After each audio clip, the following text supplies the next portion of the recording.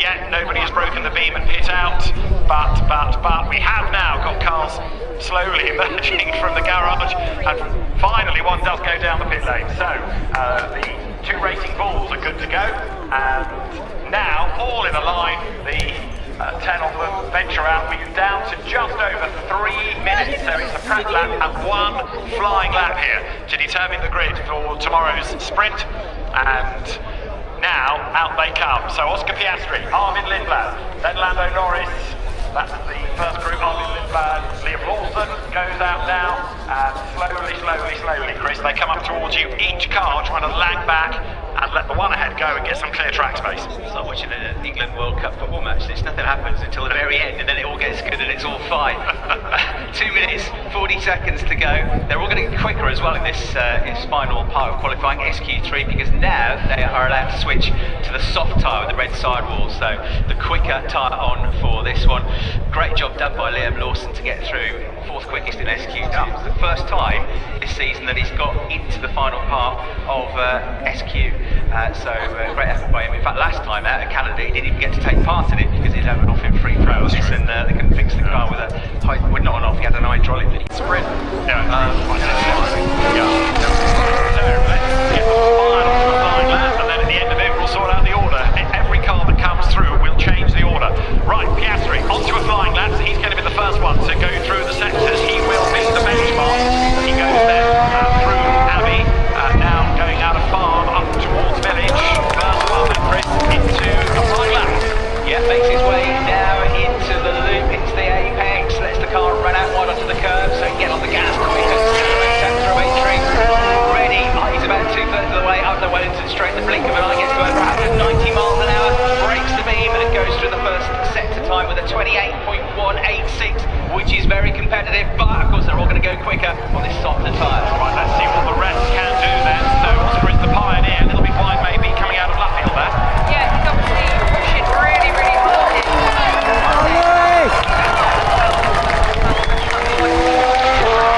Everyone's going to be pushing to absolute maximum here. They don't have a second chance at all. Right, not as quick though. Lawson, Lindblad, Norris. So 4 have gone through sector 1. Antonelli now quicker though than Piastri. So we'll get Oscar through. His will be the target time. As I say, he's the pioneer. First one through the sector. First one to do a lap. As he comes out to the corner now, Kimi Antonelli quicker by nearly a full 10 in sector 1. Piastri also the best in sector 2. Nobody else has been through it. Here he comes now. So the target time of Oscar Piastri is going to be, let's see, he breaks the beam now, 128.772. 128.772. Oscar Piastri, and the flag is out. So every driver now does that. One lap, this determines the order. Antonelli, 2 absolute best. We've got Lindblad going second because he's the second one across the line, 29.367. But now Lando Norris comes up. Can he go quicker than his teammate? Lando Norris breaks the beam. Yeah, he goes quicker. 128.740. Lando ahead of Oscar.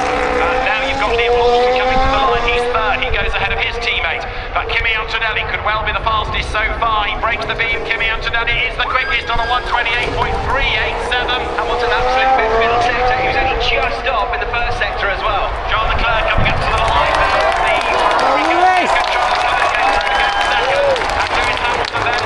This could be fastest time, everybody. Lewis Hamilton coming out of Club Corner. Then the sectors have been good. Lewis Hamilton breaks the beam and he goes quicker. Come on! What can Max Verstappen do then? He comes up to the line. Max goes through and he goes third. So it is Ferrari, Mercedes, Red Bull, Ferrari. And the last one to come, or last two to come, are going to be Isaac Hadjar and George Russell. Isaac Hadjar goes 7th. And George Russell will be the last one across the line. He's been doing good sectors but not outstanding, and 5th he is, so he's behind his teammate. But it's Lewis Hamilton's day so far, isn't it? He's quickest again, and Lewis Hamilton tops sprint qualifying. Lewis quickest. Go on, Lewis!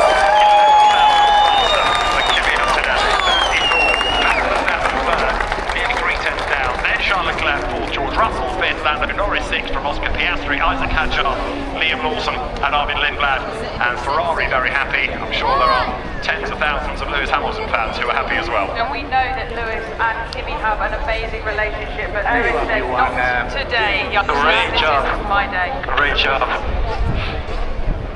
saw him celebrating in the car there. This means the absolute world to Lewis.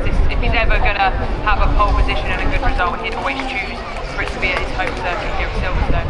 And our first Silverstone roar from the grandstand when he crossed the line as well. It was palpable. That is also the closest gap in any qualifying session, whether it be for a Grand Prix or a sprint race, that we've had this season. 11 thousandths of a second. The previous best was 43 thousandths of a second at Monaco. So I'll get that piece of paper where Lewis Hamilton said the Ferraris might not be competitive here at Silverstone. And I'll set fire to it. One different bring it.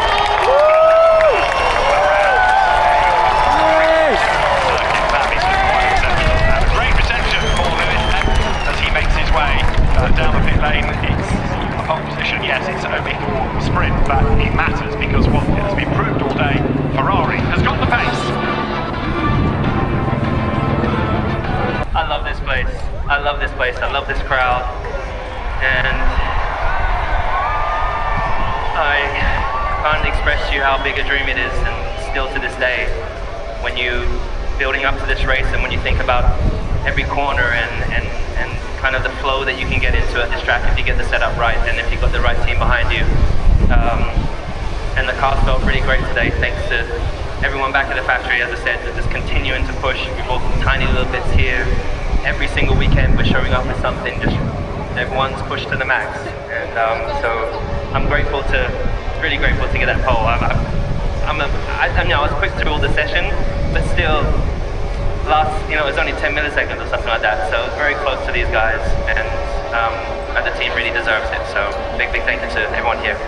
We have to say you're obviously gaining energy from the audience around here. We all say that that's worth a couple of tenths, and you seem to have some serious chemistry with this circuit. You're the most successful driver around here. Look, we're ahead of Mercedes. These guys and the Red Bulls, they have so much power, these guys. They've been doing amazing all year. Boys in blue this weekend, but these champs. But my team just won't let up. They keep pushing, and that's what I'm so proud of. So, it won't always be like this, but we didn't expect coming to Silverstone that we'd be competing for the front row. We really didn't. So this is an amazing surprise. I'm ecstatic. So a great surprise. You've clearly got the short run pace, but what about long run pace? Is this an indication of what we'll see in the sprint tomorrow and maybe on the race on Sunday?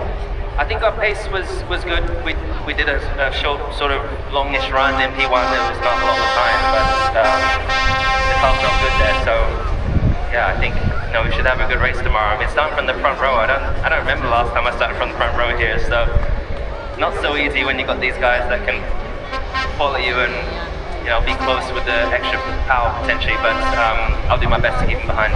Okay, well we'll be watching. Good luck tomorrow, everybody. Lewis Hamilton. Thank you, everyone. Lewis!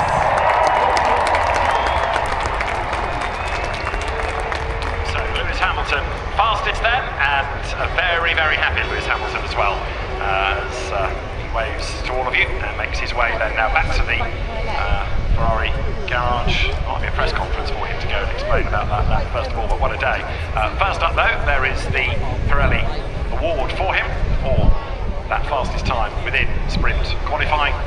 Photographs taken, then Lewis makes his way across the pit lane.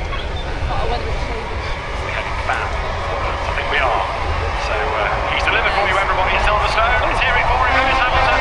Top of the time since sprint qualifying. The grandstand then rises to applaud the British driver, 106 times a Grand Prix winner, and 9 wins in the British Grand Prix. Double figures may be beckoning on what we've seen today. Fastest this morning, fastest in each element of sprint qualifying. What a day it's been for Lewis, and Charles Leclerc's Ferrari in the mix as well.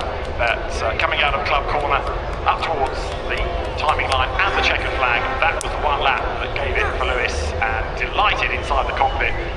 He's done it so many times before, taking the pole position, but you can see how much that one meant. That's only in quotes for sprint.